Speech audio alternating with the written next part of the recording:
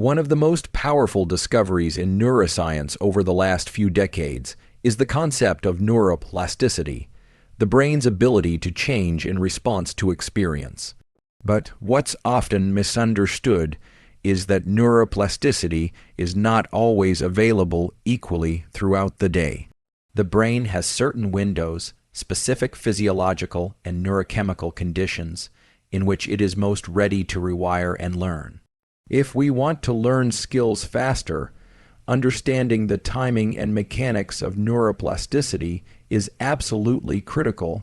Neuroplasticity operates through changes in synapses, which are the connections between neurons. When we are trying to learn something new, whether it's a physical skill like playing guitar or a cognitive one like coding, we are essentially trying to strengthen specific neural pathways. For these pathways to form more quickly, the brain must be in a heightened state of alertness and focus. This is where neurochemicals like acetylcholine and norepinephrine come into play. These two chemicals are released when we are highly focused and deeply engaged. They act as spotlight molecules, marking specific circuits in the brain for change. To learn a skill faster, you want to deliberately trigger this focused state. One of the most effective ways to do that is to train early in the day, especially within the first 4 hours after waking. That's when your levels of neuromodulators like norepinephrine, dopamine, and cortisol are naturally elevated, which primes the brain to encode information more efficiently. The elevated cortisol might sound negative, but in this context, it serves as a wake-up signal to the brain, enhancing attention and memory formation. This is why skill practice sessions are generally more effective during the early part of the day.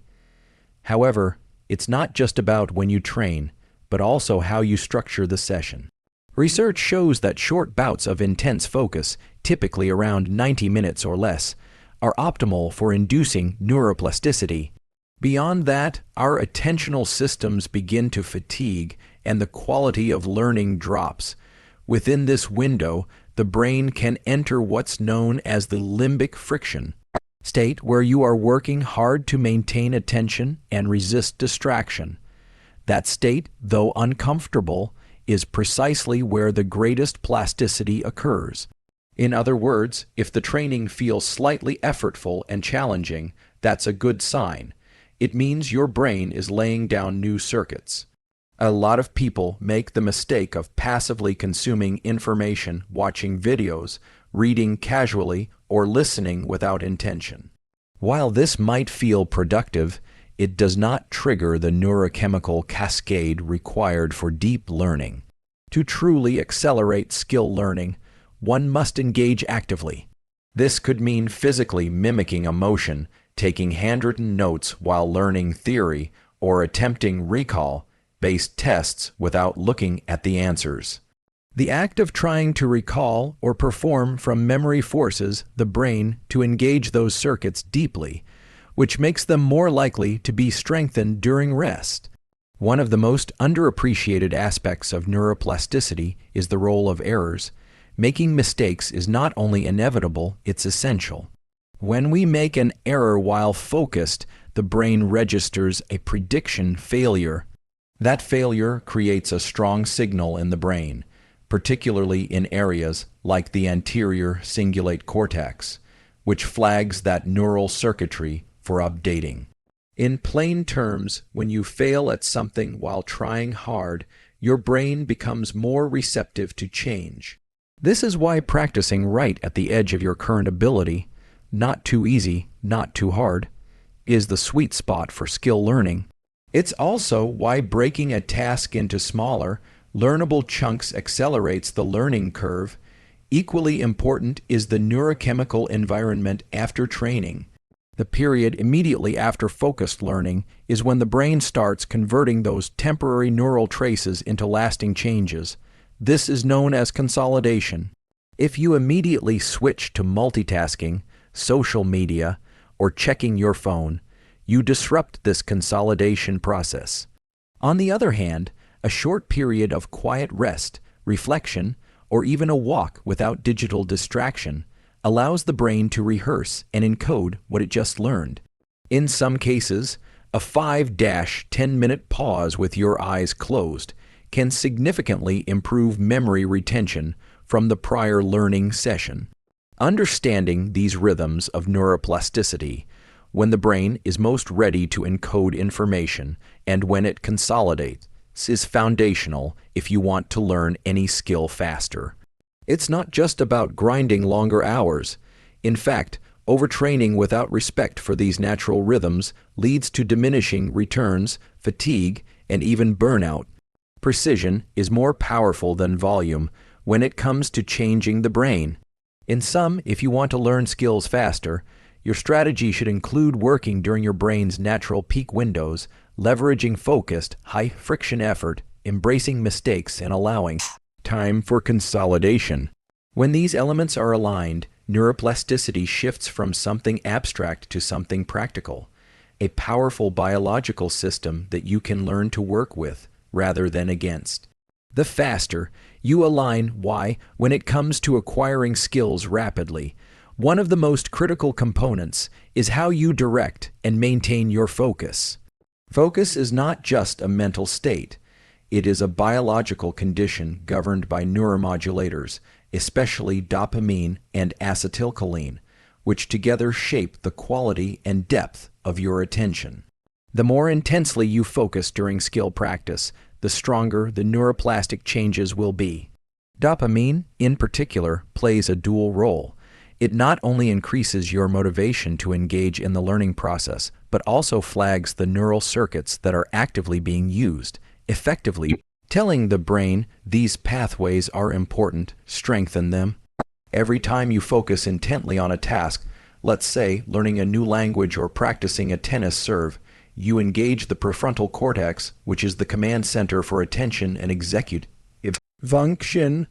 That activation initiates a series of biological events. Acetylcholine is released from the basal forebrain, narrowing your sensory aperture and helping you zero in on relevant cues, while dopamine is released from the midbrain, providing energy and reinforcing the circuits you're trying to build. This biochemical cocktail doesn't just make you feel alert. It creates the ideal condition for plasticity. Without it, learning becomes dramatically less efficient. But it's not enough to be focused once or twice a week. You need repeated exposure to this high-friction focus. Friction, in this context, refers to the effort required to maintain attention when it starts to wane. That resistance, when your mind drifts or distractions tempt you, is precisely the moment when real learning happens if you push through. This is called the limbic friction zone. It's the biological tug-of war between your limbic system, which seeks comfort and novelty, and your prefrontal cortex, which is trying to stay the course. The more time you spend in this friction zone during training, the stronger and more resilient your learning becomes. It's the equivalent of a muscle being broken down during resistance training so it can rebuild stronger. Interestingly, research shows that dopamine is not only released upon achieving success in a skill, but also when you detect progress. That means setting up small, achievable goals within a larger training session is incredibly effective. If you can create a series of milestones mini-victories that mark your improvement, your brain will release more dopamine, increasing motivation and deepening the learning circuitry. This is called the dopaminergic reward system, and it's one of the most powerful learning enhancers available to us, built into our biology. Another important factor is the elimination of multitasking. Multitasking is not just inefficient, it literally fragments your neuroplasticity. When you split your attention between multiple tasks, you divide the brain's plastic potential, weakening the encoding of any single skill. One skill at a time, with deliberate focus, always beats scattered effort across several skills. Even background distractions, like a phone buzzing or music with lyrics, can dilute the neuromodulator signaling in the brain, lowering the signal-to-noise ratio and making it harder for your brain to identify what matters. To learn faster, silence the noise, literally and neurologically, let's also address the role of emotion. Emotions are powerful amplifiers of learning, largely because they spike the release of dopamine and norepinephrine. When something feels important, urgent, or meaningful, the brain takes note. This is why skills learned under emotionally charged conditions, like solving a problem under pressure or practicing a speech with an audience, tend to stick better. If you can inject emotional weight or personal meaning into your practice sessions, even artificially, you enhance learning. Visualization can help here. Imagine high-stakes scenarios, future rewards, or even the consequence of failure. That visualization can raise your emotional arousal, increasing neurochemical engagement and driving plasticity. Mental friction is a good sign that you're on the right path, but it's not sustainable indefinitely. That's why the timing of your training session matters.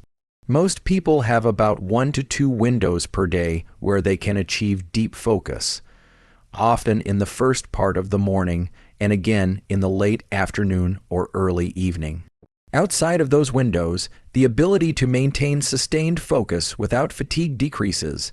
Align your most demanding practice with these windows for optimal learning. Train smarter, not longer. Moreover, the quality of focus can be enhanced by certain behaviors and environments. Deep breathing practices that increase CO2 tolerance can help you maintain calm attention, while bright natural light in your workspace boosts alertness via activation of specific brain circuits. Even posture matters. Sitting upright with your eyes directed slightly upward engages neural circuits linked to alertness and readiness, keeping your focus sharp. Finally, focus is a trainable skill in itself. If you find your attention span is weak or fragmented, start by training in short, high-quality bursts. Begin with 10-minute sessions of undistracted work and gradually increase. Use timers, eliminate distractions, and reward yourself only after completion. Over time, this builds your brain's capacity for sustained attention. Just like muscles grow under tension and repetition, focus strengthens with practice and commitment. In essence, if you want to learn any skill faster, you must create an internal environment rich in focus and friction. Use dopamine to your advantage by tracking progress and setting meaningful milestones. Eliminate distractions that fragment attention. Embrace the difficulty that comes with deep learning. Your ability to focus deliberately and repeatedly is the master key to rewiring your brain faster and more effectively than almost any other variable. One of the most overlooked yet profoundly important mechanisms for accelerating skill acquisition is the concept of repetition with variation. Most people assume that simply repeating a skill or a movement over and over again is sufficient for mastery. But neuroscience shows us something far more nuanced and effective. When repetitions are paired with deliberate variation, small, intentional changes in context, speed, perspective, or execution, the brain builds more robust and flexible neural circuits, leading to faster and more reliable learning. Let's break this down. When you repeat something the same way each time, your brain tends to automate the pattern. This can be useful for efficiency, but it can also limit adaptability. The neural circuits involved become very specific and context-dependent. That means if the conditions change even slightly, say, you're tired, distracted, or the environment is different, your performance can drop off significantly. However, when you introduce small, strategic variations during training, the brain is forced to generalize the skill. It starts to create neural representations that are more adaptable, resilient, and transferable across situations. For example, if you're learning a motor skill like shooting a basketball, practicing from the same distance and angle every time might help you improve initially, but eventually your progress will plateau. On the other hand, if you vary the distance, the amount of time you take to shoot, or even the background noise or lighting conditions, your brain is constantly adapting. This dynamic instability creates what's known in neuroscience as desirable difficulty, a training condition that may feel harder in the moment, but leads to stronger encoding and long-term retention. Repetition with variation also engages more brain regions. When you perform the same task in slightly different ways, your motor cortex, cerebellum, and basal ganglia are all recruited differently. This not only strengthens the core motor pattern, but also enhances your ability to make micro-adjustments. The cerebellum, in particular, plays a major role in error correction and prediction. When variation is present, the cerebellum becomes more active, helping you fine-tune your execution and internal models of performance. The same principles apply to cognitive skills. If you're trying to learn a language, reading the same sentence repeatedly isn't nearly as effective as reading varied examples, constructing your own sentences, or hearing the same words in different emotional tones or contexts. Each variation forces the brain to re-engage with the material and update its predictions. This means more synaptic activity, more myelination, and ultimately more durable learning. Another benefit of variation is that it helps keep your attention engaged. The human brain is inherently novelty-seeking. When we encounter something new or slightly different, dopamine is released in key areas of the brain. That dopamine doesn't just make you feel good. It plays a crucial role in marking neural circuits for change. It acts like a highlighter for your nervous system, signaling, "This is important, remember this." By introducing variation, you're effectively triggering these dopamine-driven learning signals more frequently, which accelerates plasticity. There's also a timing component to this process.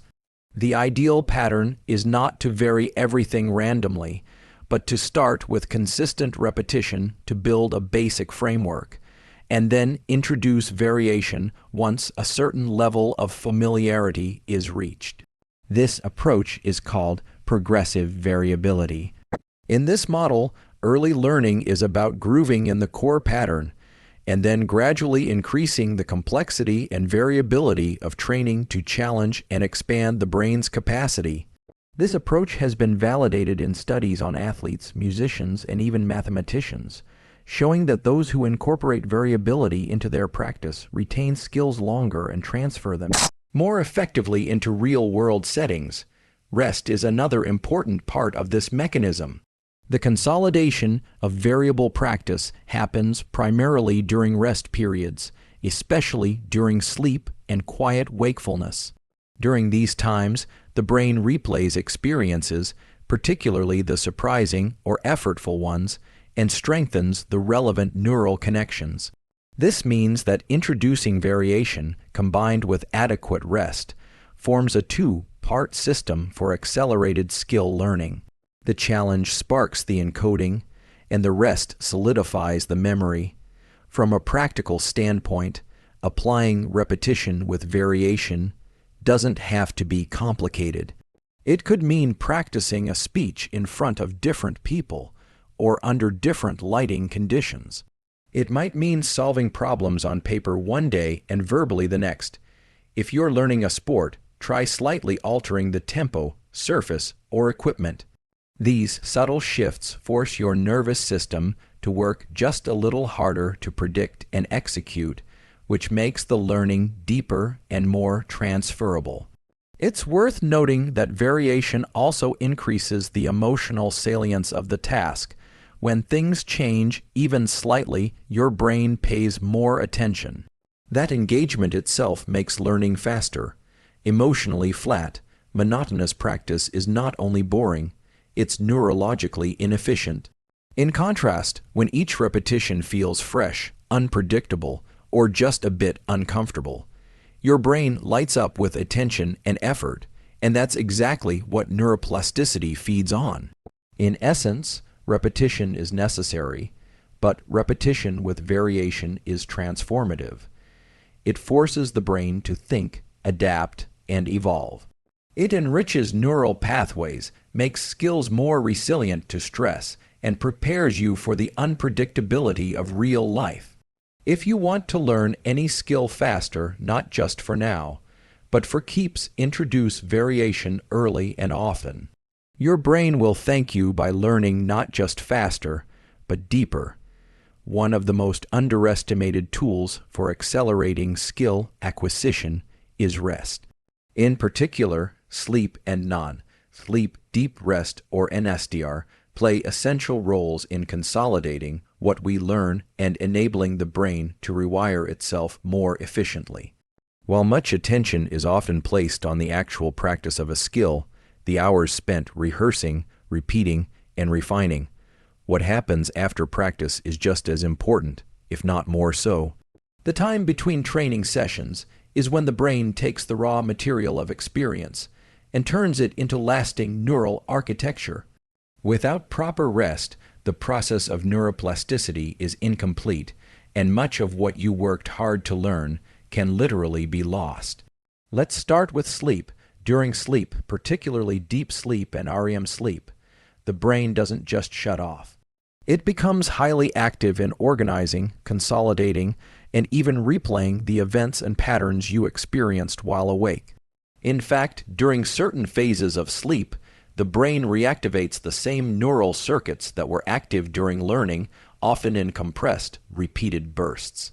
This phenomenon, known as replay, strengthens synaptic connections and helps convert short-term learning into long-term memory. It's as if the brain is running a simulation of your day's efforts, refining them in the background without conscious awareness. Sleep also enhances a process called synaptic homeostasis, which is the brain's way of pruning irrelevant connections while reinforcing important ones. After a long day of learning or practicing a skill, your brain is filled with both useful and non-useful neural activity. Sleep acts like a sculptor, selectively preserving the circuits that were used most intensely and trimming away the rest. This selective strengthening is what allows skills to improve from one day to the next, even if no additional practice occurs. This is why sometimes, after a good night of sleep, you wake up and suddenly perform a skill better than the day before. The practice session didn't make you better. Your sleep did, but it's not only sleep that facilitates this process. Non-sleep deep rest, or NSDR, is a category of practices that includes techniques like yoga nidra, specific forms of meditation, and even brief, deliberate naps. These techniques place the brain and body into a deeply relaxed state while maintaining a thread of conscious awareness. What's fascinating is that NSDR can mimic many of the benefits of sleep, particularly when it comes to resetting dopamine levels, restoring mental clarity, and enhancing memory consolidation. Neuroscience studies show that NSDR, when practiced after intense focus or learning, can improve retention and accelerate recovery of cognitive capacity. NSDR works by reducing autonomic arousal and activating the parasympathetic nervous system. In simple terms, it brings the body into a state of calm and the brain into a state of receptivity. This is particularly important after states of intense concentration, which are governed by the sympathetic nervous system, the same system responsible for alertness and effort.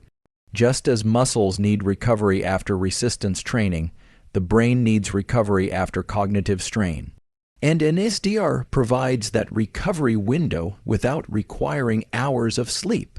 Many high performers, athletes, entrepreneurs, musicians, and scientists use NSDR or brief naps strategically after practice or learning blocks. Even a 10 to 20-minute NSDR session can significantly enhance the brain's ability to retain and process information. It can also restore focus for another round of high-quality learning later in the day. In the context of skill development, this means that a well-timed NSDR session can double the value of a practice session by ensuring that the neural encoding that began during practice is carried through to consolidation. Another fascinating dimension of rest is how it can help the brain integrate mistakes. When you make an error during skill learning, say, missing a note on an instrument or choosing the wrong word in a new language, your brain flags that moment as significant. But that flagging is only meaningful if there is time to process it. Without rest, those error signals may never be integrated into the learning map. Sleep and NSDR give the brain the space to refine its internal models and calibrate future attempts. This is a key reason why spaced repetition, practicing over several days with rest in between, is vastly superior to cramming or marathon practice sessions. Moreover, rest plays a pivotal role in maintaining motivation and preventing burnout. Skill acquisition requires sustained attention and effort, both of which draw heavily on dopamine. When we overtrain without proper rest, dopamine levels drop, leading to mental fatigue, irritability, and lack of motivation. Rest helps reset the dopamine system, allowing you to re-enter training with a sense of reward and anticipation. This neurochemical renewal is not just about feeling good. It's about preserving the drive to continue learning over the long term. Finally, there's the aspect of emotional regulation. High-quality rest, especially sleep, improves mood, reduces stress, and increases the ability to tolerate discomfort.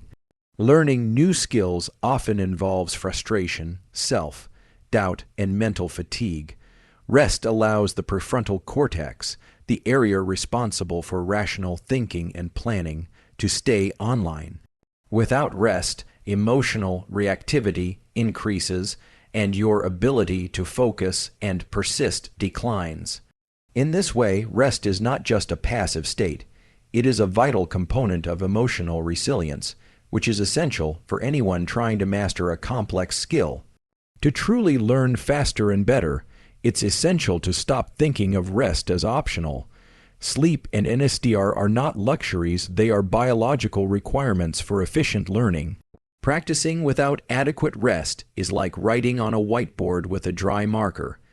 It might look like you're making progress, but nothing truly sticks. If you want your efforts to matter, if you want your brain to truly change, then make rest a non-negotiable part of your skill acquisition strategy.